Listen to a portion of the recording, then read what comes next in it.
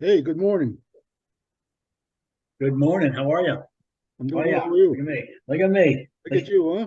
You're always on point there. I'm rarely, so I opted for the non-blue mug for the oh my goodness. I Yeah, can't compete. I'm intimidated. they're small, so I need to have two of them. You know how it is. You look a little dressed up today. Button down shirt, or is that a that's just a pullover. Okay.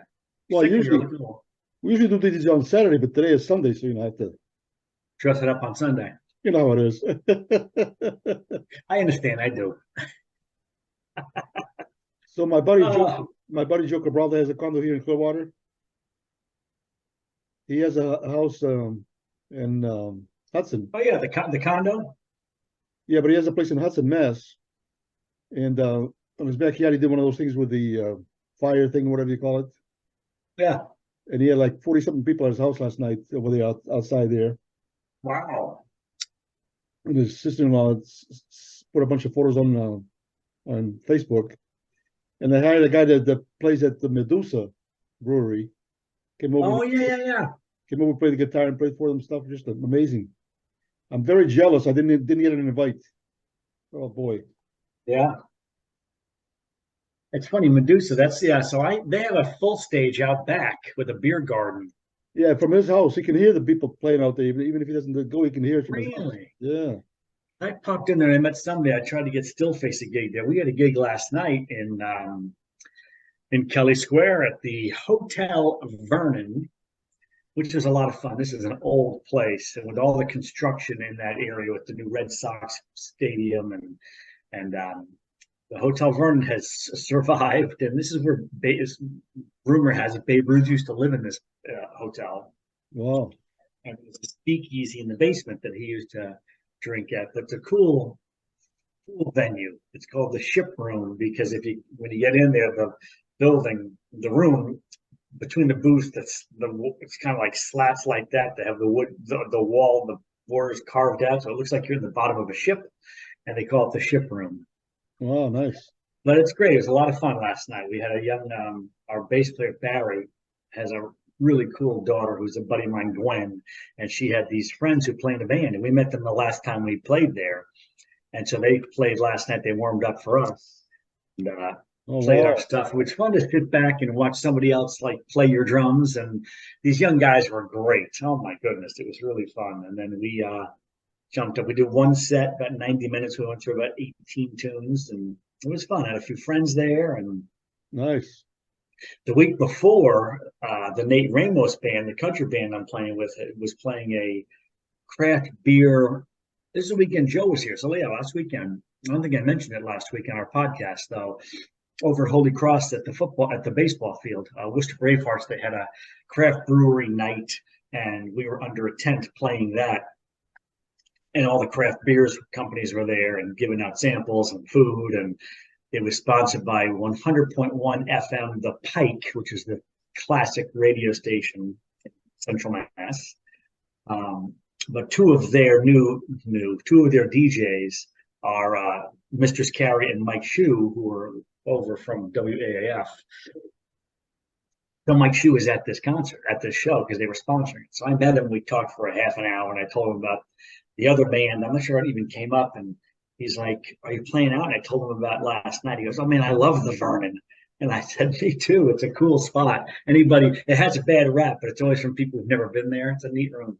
So, but yeah, we had some fun last night, and it was hot. It was So great. You know, you were saying it was Mike Shoe? yeah, you know that name, No, but I know Nike shoes. Nike shoes. I wonder if he's ever heard that before. This is shoe spelled HSU. So really good dude. Yeah. So So I started this morning at 4 o'clock doing this because I wanted to make sure there's no glitches, because last time we did a couple of glitches and I was do you get paid for those hours? That's a lot of time commitment. well, I get I don't get paid for those hours, but I get like when I make a mistake like I did last week, I get the some of the payment. Oh, detracted. So it's Yeah, like that. that's the word I was looking for. If If you don't watch out, you're gonna get a pink slip in your paycheck, and then I'll be by myself over here. No kidding. Wow. So you guys got nice weather today, 72 degrees over there. Nice. Oh, it's gorgeous. Yeah. I mean, it's been crazy. I mean, we're the going. It's been literally raining since July 1st, and crazy amounts of water. And as you know, I juggle in a bunch of things. I run sales appointments for a basement waterproofing company. My goodness, we're straight out. Or it's 150 degrees and 100% humidity and just uncomfortable. And so yesterday we woke up to nothing but sun, like 60, and it got into the 80s by the end of the day. It was spectacular. And then today again, nothing but sun, 60s. It's going to get into the 80s. Beautiful. So what do you guys do? Basement waterproofing. So water. homeowners call us like, we got water in the basement and we're sick of it, so come fix this. So Nice, yeah. it's a cool gig, really cool company. And I run their sales appointments, some of them. There's a bunch of guys like me, but all over. We cover the entire state because I live in Worcester. I kind of get Worcester County, but then we go all the way west out to the New York border. So I'm out in the Berkshires all the time. And fortunately, I love to drive, and I got my podcasts, including the No Hissy Fit Zone podcast. And we get out there and help people and have a good time. I think it reminds me, I have to put a couple more of the things on the sponsor list. The audio. No, the audio. Oh, so the gig was fun last night. I was, I don't know. Sometimes I got home last night. There's always that thing about like, do I unpack the drums tonight or do I wait till tomorrow? I go, I want to get this done tonight. And I didn't drink anything. I usually don't drink before I play because it just messes me up. And I didn't really even want a beer afterwards. I'm like, I just want to get home. I want to get the drums downstairs. I want to get showered and put on shorts and a t-shirt. And then I go sit outside on the patio and have a glass of wine at the end of the night. So that's exactly what I did. And midnight last night, I was out in the patio in the dark having a glass of wine. There's always this cool little breeze that comes around the building up the side yard and just reflecting on the whole weekend. It was a really cool time. So, when I was playing in the band there, a lot of times we played at the brewery, so everything was free as far as the booze and stuff, the beer. I'd have one, maybe two a night, but like the guy in the drums would probably drink about 10 beers. It's like crazy. Oh, for me as a drummer, alcohol messes with my timing. Yeah. And me even much more so my confidence. And confidence is crucial. And I'd rather not mess with those two things. And I owe it to the bandmates in the audience not to either. So I usually have a cold one afterwards. But even last night was nice to get home and have some wine. Well, we did a gig one time, and the guy that hired us didn't want to pay us at the end of the night. Happens. So the drummer that I just mentioned, without the name, that who had 10 beers, had a conversation with him. Well, he says, "Hey, we got to get something. So I need a case of beer." Yeah, so I'm not gonna give you this. Well, you're not paying us. You hired us. You're not paying us. I'm getting a case of beer. So he went over to the thing and took a case of beer. That was it. Did the guy who owned the venue have a reason for not wanting to pay you after he had like a contract with you or a verbal agreement?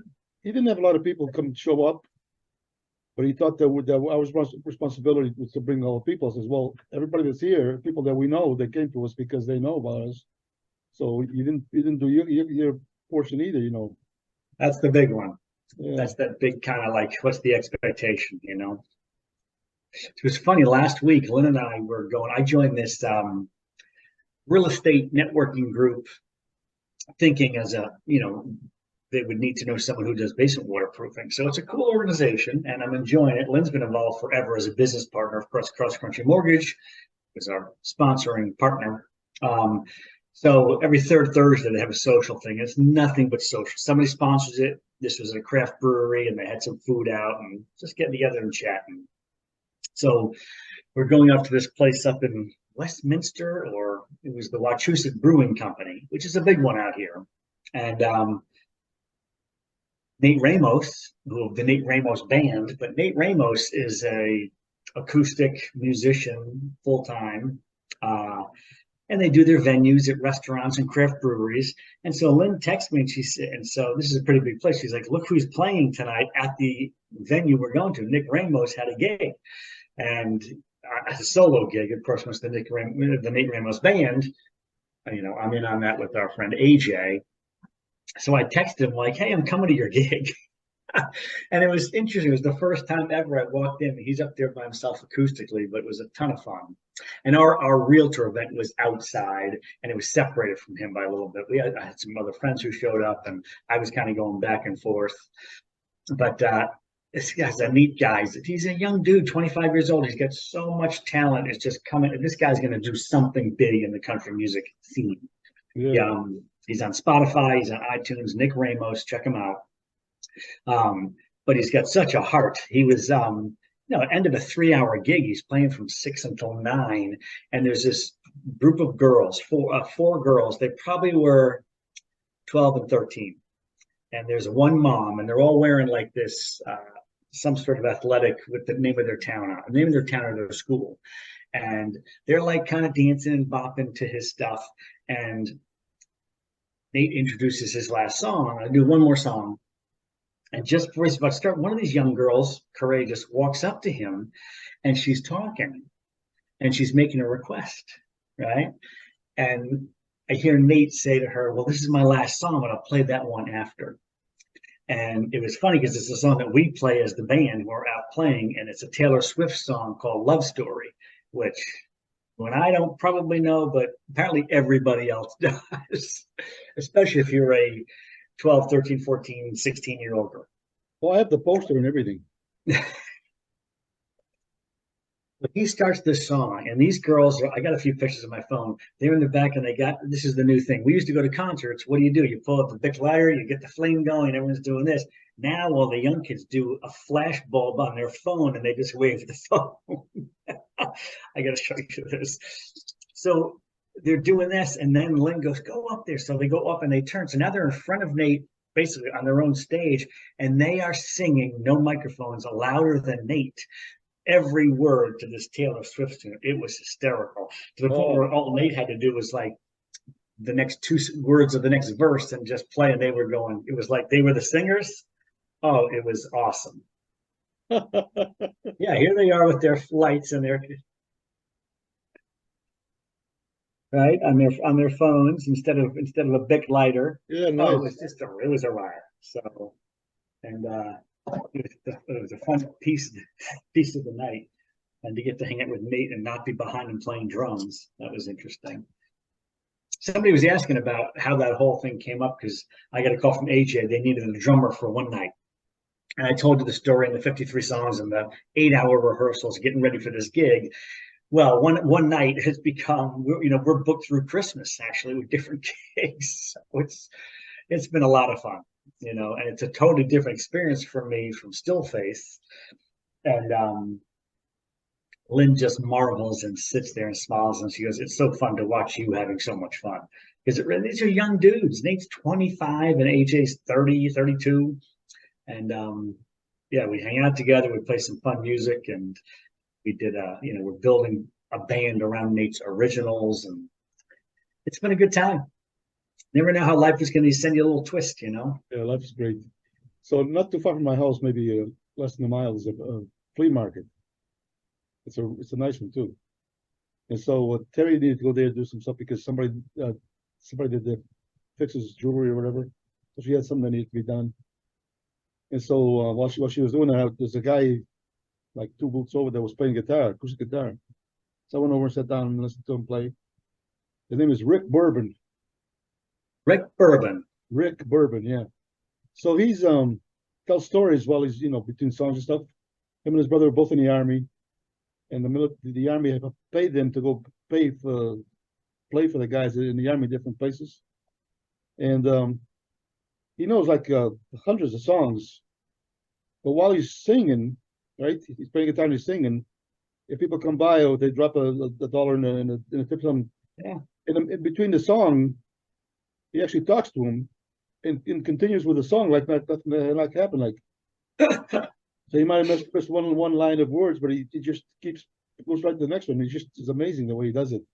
Wow. And the way he talks to people, he tells them stories about the song that he's playing and who wrote that song and when they did it. You know, this was Elvis, this was so and so, and he knows one. It's just amazing. Wow, I've been that's listening fun. to him. He's really a lot of fun. Yeah, it's just, music, right? Music is awesome. Yeah, These young kids who warmed up for us this last time, I'm thinking about their set. There are a four-piece band, but one of the guys wasn't there. So they were a three-piece last night. And these are young kids, the talent, my good, they've jumped into a Stevie Ray Vaughan song and the guitar player, and when they were done, I'm like, you guys are awesome. And that last song you did, and I'm like, was that last song an original? And they go, yeah. And I go, keep doing what you're doing. I mean, I don't know if these kids are 20 yet. And wow, writing originals and having a good time. And the crowd was all into it. We were really into it. Barry kept on saying that these guys are amazing. plus I want to thank you for something. The last episode, remember my photo was showing up with the video. I wasn't on it. It was just a photo. Oh yeah. And you were saying, "Oh, you got a high school photo thing." That says high school. That was 10 years ago.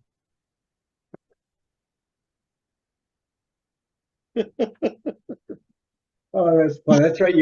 I had your picture, and it was interesting. It was a funny, not funny. It was a cool podcast last week because we did our thing, but Joe was in town, and so Joe was kind of just off screen for some of it. And he was always watching Wimbledon last week. Yeah, yeah, yeah. It's funny that it's time. I don't know if time always does this, but the older we get, I mean, I know I'm thinking about the particulars of last Sunday when we did this. It feels like a month and a half ago. It's crazy. And next Sunday, the keeper and I are headed on vacation. Where are you going? We're going to Nova Scotia, Canada, Oh yeah. and Prince Edward Island. In a previous podcast, we talked about this because I talked about we had a family trip planned there when I was a kid, and we never got there. And if you're told that whole story about my dad, and then the keeper, who is Canadian, but she was West Coast girl, Calgary. So she's never been to what they call the Maritimes, but Nova Scotia, Prince Edward Islands, who are both going to go visit this place for the first time. You know what the word Nova means, right? Do you? Nova, I don't, but I'm going to guess new. Yeah. So I went to Old Scotia, but I never went to New Scotia. Old Scotia, Old Scotia, I never went to Nova Scotia. I went to the Old Scotia. Old Scotia. Hey, what's wrong with the old one? What's wrong with the first one? Yeah, what's wrong with the first one? Oh, That's good, man. Wow, very nice. it'll be fun. We're looking forward to it. I like to do Airbnbs when we travel. So we actually have 4 different Airbnbs for over a week because we're on the move. And so this morning in my email, because we're 1 week out, all the email reminders are starting to show up like, hey, reminder, you have this Airbnb booked for this night here and there. And I'm like, oh, wow, it's a nice reminder to get re-excited. It's funny. I'm not sure how much of the excitement and enjoyment of a vacation is about the planning before you even go. Yeah. I've done a lot. I've been into a significant number. And then you do it, and then you have the memories of it. So I ran into a guy that I've met years ago, maybe 30-something years ago or something. He's a musician, rock and roller type of guy. Just amazing to listen to and stuff. And I ran into him. He goes, "Hey, Tony, what are you doing, man?" And he says, "Going on." We started talking. I told him that I've been doing a podcast. He goes, "Man, I always want to do a podcast. I always want to do one. Can I be a host on it?" I says, "Absolutely." Not the host, but right, but whatever you call it. The old guest. Yes. Did you tell them about our swearing policy and our moral clause? I don't think we'll need that, but if he comes on with it, you'll appreciate him. He's very unique type of personality. It's very nice. I love it. It might be fun for us in this to figure out how to do a split screen and have a guest either occasionally, if it works out every single week, for like 8 or 10 minutes of it. Right, yeah. Friend of yours, friend of mine, a little interview for what do they bring into the table? Who are they? What's, insights about life, what they do for a living? Who knows? That's interesting. And I can do like a thing on my desk where there's like a big button. And when it gets to the 10 minutes, I just go whack. Oh, I like that. Yeah. And they're gone. You know what I mean? Get them out. Get them out. It's about us. But I'm gonna let you go at least 45 minutes before I smack your button. Well, that's interesting. The Zoom lets me go 38. Oh. Well, to our listenership, we should just say if you're out there listening to this and you want to be a guest on the No Hissy Fit Zone, hit us up So at from now on, sometimes at what? sometimes when we're still talking about something because we're trying to not to be talking about something, but we are, then we get cut off. Yeah. It won't happen again. I know how to control that now. It won't happen. Can I quote you on that? It won't happen again. Yeah. Hashtag we're in control. We're in control, yeah. It's our show, man. Oh, but you've heard a lot about this over the past months and months and months about my house and the outside of the house. Well, today I'm pleased to tell you I'm recording my half of the podcast from a house that has a porch. Nice. Wow. I forget if we even talked about this, but it was a crazy process of red tape and government regulations and permitting, and turns out none of it was needed. And they poured the porch this week, so they built this whole frame, 2 pours. So it's an L-shaped farmer's porch. And I mean, the whole thing's only 14 inches off the ground, but it was really neat to go to work because I was busy, and then come home and see it done. Like, wow.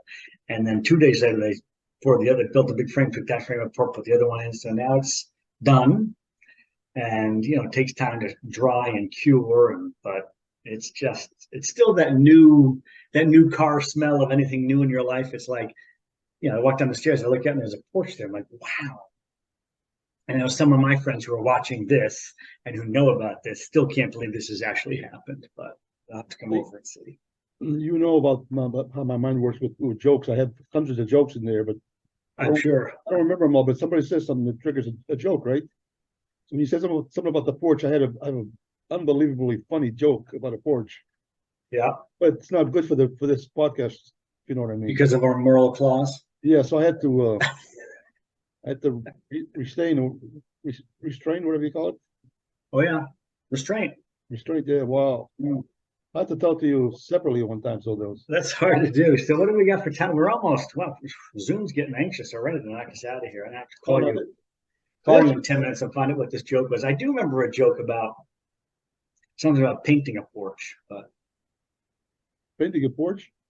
Yeah, there was some joke around that was the concept. That wasn't the punchline, but I don't have it to share it. Oh my goodness.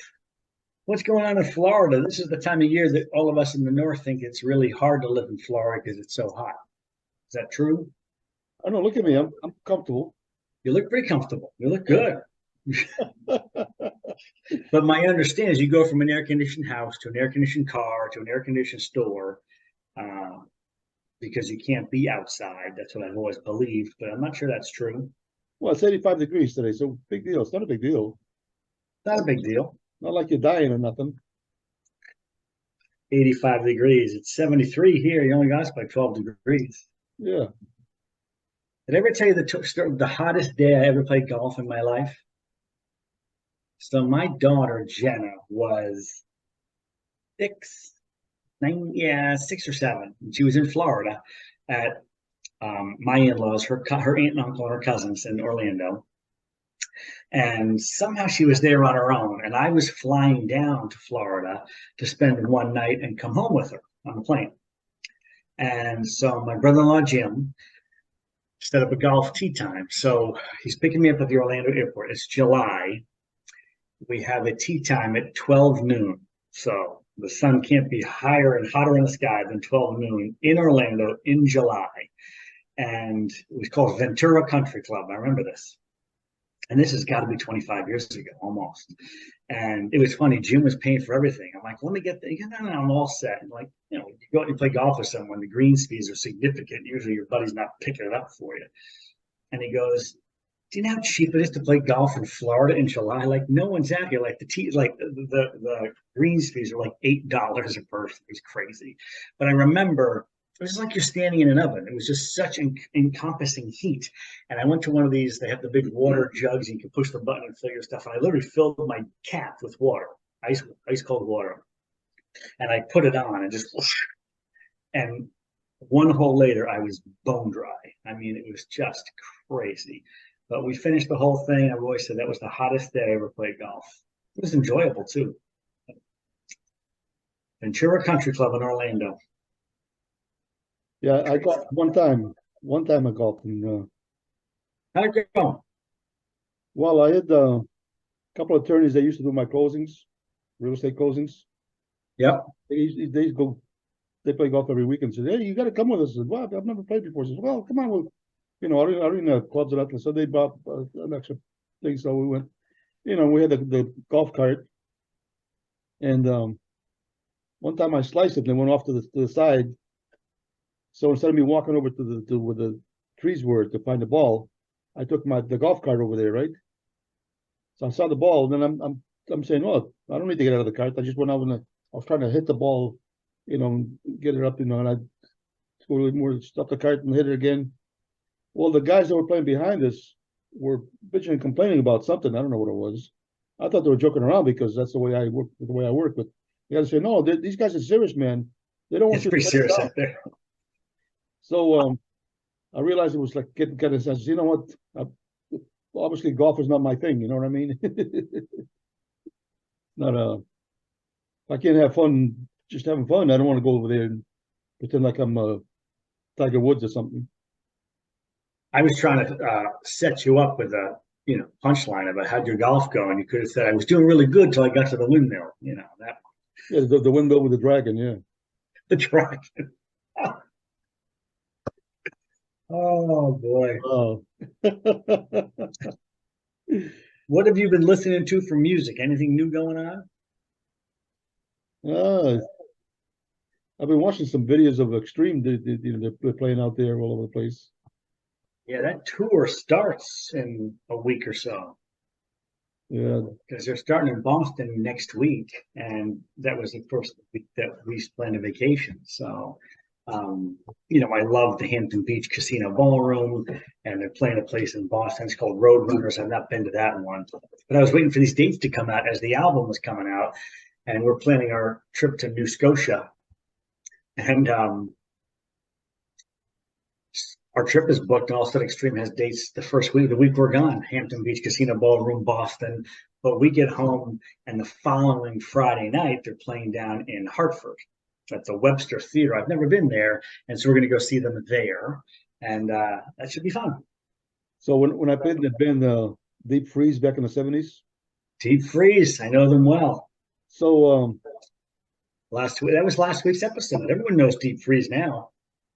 yeah, but you know what happened is that we used to do a thing on a cruise booze cruise. I'm sorry, booze cruise. Booze cruise, like Boston Harbor for the day kind of thing. There'll be a ship that people would go there and pay $5 to go to the thing. And $5. Yeah, it was the 70s. And so they pay $5 to get in, and we'd play the whole night, and people would be drinking and whatever. It's kind of cool. Booze cruise. Booze cruise. And Yeah. you guys played on the Booze Cruise. You got paid as a band. So Louis Betancourt used to play on those all the time, but then sometimes if they call him and he says, "Well, my brother has a band, and he said they can play this." Okay, good. So we weren't as good as they were, but we had fun. Right. We're still the young kids playing. It was a lot awesome. And I imagine Louis repeated that line. My brother has a band years later as the family grew, particularly the youngest of them. My brother's got a band. You probably never heard of him. Oh my goodness, that's awesome. Crazy stuff, yeah. And they don't have any dates down by you yet, do they? No, I don't know if they're going to come here. They are. You're there. They have to. They don't have a choice. You're there. They're probably mad at me or something. I don't know. That's because you said no to their request to have you play rhythm guitar on an album or two or something. Yeah. Maybe you could play with us, and you're like, that's. I don't know if they came here to Florida for me to play with them, but I have to go to California to go to a studio or something. I don't have time for that. Oh my goodness. What's on your schedule today? What's on your docket? What's your list looking like? I think we have a open docket. I don't know. Open. I like open. We'll do I something. like open. I'm mostly open too, but I got a list of things I'm hoping to get, not hoping, planning to get done. Got my list already started. So, next productive day around the house. I'll be sure to walk on the porch a couple times. So the We're a porch, long way from finished because we got landscape and siding. And, the joke I was talking about the porch that I was going to tell you, but I didn't tell you. That's something right. with the porch and watermelon and stuff. It's just Porch and watermelon. I don't think I know this joke. I'm gonna call you in 20 minutes. Like, okay, now I'm ready. Let's yeah, go. it's funny actually. So I like this idea of a guest on here for a spotlight type of deal. Yeah, like Are you picturing this guest on your end, like just sitting with you in your studio, or is there a way we kind of split screen them in on a Zoom call? whichever you prefers. I mean, I can put them on three. Oh, Zoom, of course, because I host a lot of Zoom calls. I had one last week with a bunch of people on there. So you could just give them the thing, they'll jump in, and then you can cancel them when we're done talking to them. He's an Do you interesting want to guy. be do you want to take on the massive responsibility of having our first guest? Well, the first one was Jason, but he was swearing. Well, that's why the moral clause came into play, I think. But all we had him on was on the phone. He wasn't on the video. Well, thank God for that. That kid's got a face for radio, if you know what I mean. I have never even met him. I have no idea what I'm saying. Face for radio. But I like this idea. Yeah. Why don't you get the first one? You've brought this up a few times. I'm going to throw that back at you and say, bring our first guest in. Yeah. And it's a chance for me to get to know the person, ask a few questions, draw some some insights out from them, and then we'll get back to our no hissy bits on. There's another friend that I know, Shane. He does a lot of stuff with computers where he fixes them and whatever. Yeah. And every time I see him, I've seen him 3 times since we're doing this together. He says, "Man, when am I gonna get on your thing?" He wants to get on it and stuff, and he wants, but he's having a tough time. He's losing his hearing, so he's having a tough time hearing and stuff. So I don't know how we do it, but We better get him out here quick then. he's the guy that used to do that radio show, like a tech show on the radio on Saturday mornings. Which one?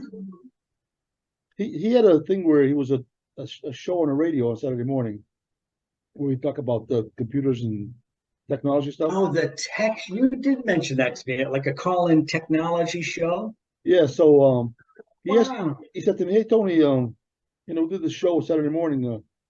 We're brand new, so can you call in? We need some callers, I said, sure. So he gave me the number and I listened to it on radio. And he's talking about how I know I told you the story, but he was talking about how to do the backup on the hard drive. Yeah. To store it, right? You remember that? Yeah. So he's going on. I says, but when I called in, I was acting like I was a Tony the Italian, Tony the Italian. Says, hey, Shane, I'm listening to the show here. You guys talking about doing the hard drive and the backup and the hard drive or whatever. I don't know. I know one thing. The other day I was over at the Vito's house, and we were drinking sambuca. And after a long time of that, when I was getting out of the driveway, I started trying to do the backup on the driveway. It is hard to do. That was very, very tough to do. It's not so easy to do, when you've been drinking like that. You must have loved it. Did he know it was you, or did you disguise your voice as Tony the Italian? Well, at first he didn't know it was me, but then what happened was there was I think it was Nology or something. There was a cable company that that they did. You could get the cable from them or whatever. Yeah. And the guy that was the VP of that company is the one that was sponsored their show. So when he heard me doing that thing, because I had everybody laughing in the studio there, he says, "Who was that guy?" He says, "Oh, that's my friend." He says, "Man, you got to get him to call every week. That guy's awesome." So then he was going to have a birthday, a Christmas party at his house, And he comes over and says, Tony, this guy is so-and-so, he's just the VP, the president of Knowledge, or I think what his name of the company was, but says he wants to meet you. So what's it? He goes, hey, when you call the station, I love that. You got to do that every week, man. We have to pay you well. He says, you're so funny. You don't sound like the guy that calls in. I says, well, because I'm incognito when I do it. Oh, that's awesome. And so when you continued to call in, were you Tony the Italian? You kept your character going? Oh yeah. It was so funny. So I listened to the show, whatever they're talking about, and whatever they're talking about, I come up with something that would be funny. So I call up and say, hey, this is Tony the Italian. He says, oh, okay. Shane's waiting for your call. So, Right. We'll put you right to the top of the line, sir. It was funny. That reminds me of your other friend, Tony Bossi, the Italian. Tony Bossi, yeah. That's another story we can't tell on here, but I love that joke because of our moral club. You said to him, oh, what are you stealing my jokes now? Oh, yeah. When I run into people who love that music and him, I like telling that story. Yeah. You got plenty of them. Yeah. Oh yeah, Tony Bossi. Yeah, that was I don't know his music. That's Tobin Abassi, the guitar player. Is that Animals as Leaders? Is that the band he plays in? Yeah. It's really cool. I really got to give that a shot. It seems to me as it's such intricate, difficult music. Well, he plays an 8-string guitar first of all. 8 strings. Yeah, and he's actually Do you think he's better than the rest of guitar players or something? when he does the thing, he's actually tapping on the guitar. Oh yeah. But he's also tapping with this. So instead of just streaming, he's like tapping. What he does is amazing. Nuno says, what this guy does isn't even music. That's like science. I got to give that band a try. I never really have given them a shot. I think I've assumed it's just going to be too intricate to listen to and not really be, but probably not the case. I'm sure the drumming is it's actually pretty good, yeah. But I remembered, you must have told me because I've never spoken to Tony Bossi, your Italian friend, but I think he said, because during the Generation X, each of the guys have their time on stage, and as they're about to go to the next guy, he'll walk on and play together with the guitar player who's about to leave. Right. And Tobin said that Nuno took the time to learn one of my songs to play with me as we were. I remember like, wow, but that speaks to his heart, And then when I went to see the Patriots play the Dolphins in Miami on that Monday night, Generation X was playing in Hollywood, Florida. So I went there. I think I told you the story, but I went there and I went to the show and with some friends. And then backstage, it used to be that all the guys, the 5 guys in the Generation X would get together in a room and everybody would come in and they'd sign autographs and stuff. But in the one in Hollywood, Florida, each individual musician had their own like green rooms afterwards for their own guests. So I go to Nuno's room, and Nuno's there. They're talking to people, but Tosin Abassi was there. So I said, "Hey, Tosin, how you doing, man?" So I was talking, right? He goes,